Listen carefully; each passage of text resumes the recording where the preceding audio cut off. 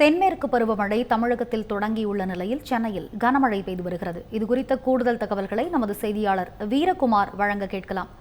வீரகுமார், சொல்லுங்க, சென்னையில கனமழை தற்போது பெய்துட்டு வருது. கூடுதல் விவரங்கள் என்ன, தகவல்களை வழங்குங்க. வணக்கம் ரம்யா. சென்னையில் காலையில் 7 மணியிலிருந்து 10 மணி வரை கனமழைக்கு வாய்ப்பு இருப்பதாக சென்னை வானிலை ஆய்வு மையம் ஏற்கனவே ஒரு அறிவிப்பினை வெளியிட்டிருந்தது.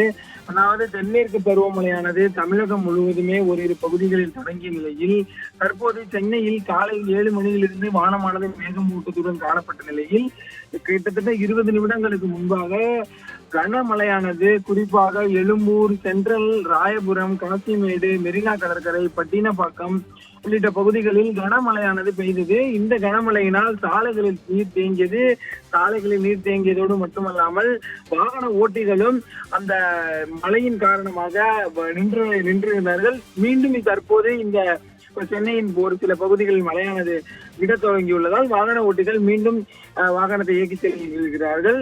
கிட்டத்தட்ட 20 நிமிடங்கள் பெய்த மழையினால் சென்னை தற்போது மிகவும் குளிர்ச்சியாக உள்ளது.